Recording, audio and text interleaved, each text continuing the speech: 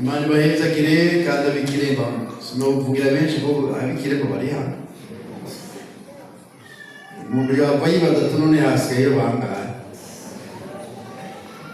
yandi baje bose bari hano ijya no hino rero baratubwira abazi ko turi no tubagambutse none mwakiri ntasho zabo Imana yarakoze kugira ngo indeguro nk'iyibeho yaduhimbaye siniko niko ndababeshera nabo arabashitse no muri kano karere ubwa mbere ariko n'abatari ubwa mbere umuntu akumburaho yabuba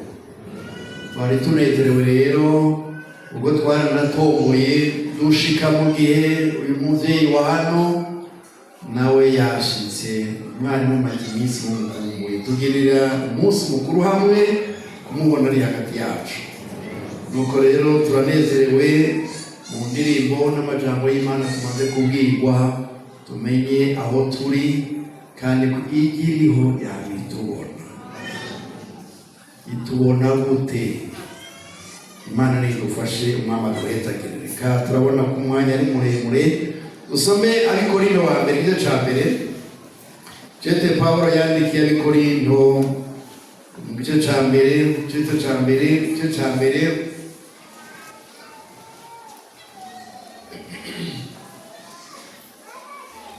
turasomaho duhereye ku murongo wa mbere. Paulo yandikiye ishengero yabyaje ubutumwa amazeho umwaka n'inusu bari kumwe ababwira ijambo ry'Imana. Ishengero riba rirabonetse hama rero haragera igihe ataronse kubagendera kandi we watarabandikira kandi byagiye yandika byafashije abo gusana twebwe bigenda bidufasha. Abikorinto wa mbere igice ca mbere uhereye ku murongo wa mbere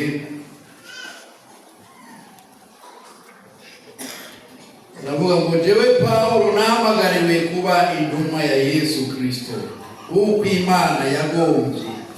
na Sositene mwene data turabandikiye mwebwe abo mu ishengero ry'Imana ry'i Korinto bameze gute? Bejejwe muri Kristo Yesu bahamagariwe kubabera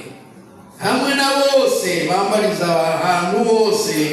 izina ry'umwami wacu Yesu Kristo niwe mwami wabo n'uwacu. Ubuntu n'amahoro bibe muri mwebwe biva ku Mana Data wa twese no ku mwami Yesu Kristo. Ndashima Imana yanjye na ntaryo ku bwanyu ubwo buntu bw'Imana mwaherewe muri Kristo Yesu kuko muri byose mwatungiye muri we byo muvuga byose no mu bwenge bwose kuko gushingira intahe Kristo kwakomejwe muri mwebwe bituma mutagira ingabire n'imwe muhaza mwiteze guhishurwa k'umwami wacu Yesu Kristo niwe azobakomeza gushitsa kw'iherezo kugira ngo nimuze mugawe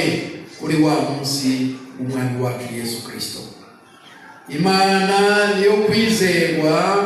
yabahamagariye kugiranira ubumwe n'umwami wacu Yesu Kristo umwami wacu. Imana nidufashe. Abikorinto ba kabiri igice ca kabiri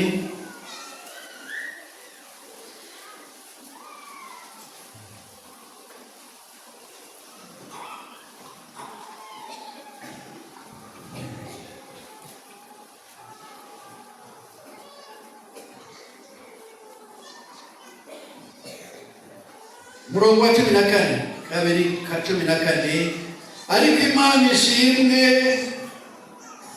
yamitujana nk'abafashwe mpiri muri Kristo idutera kwerekana umumote ko kumenyekanisha ahantu hose kuko turi umumote bwiza bwa Kristo Imana hagati y'abariko barakira n'abariko barakora urabo turagacumu kurufukaza n'urufu uri babandi turi umumote w'ubugingo buzana ubugingo kandi ibyo ninde abishobora. Igihe cya gatanu rero aho nyene murongo wa 14 aravuga ngo kuko urukundo rwa Kristo rutugobeye kandi icyo tuzi tudakegeranya nuko umwe yafiriye bose nuko rero bose barapfuye kandi icyatumye afira bose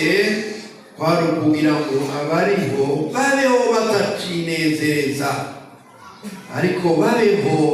banezereza uwabafiriye akabazukira. Imana yishimye.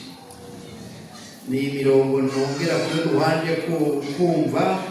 Pawulo abwira abanyakorinto kandi igisagara cy'Ikorinto cyari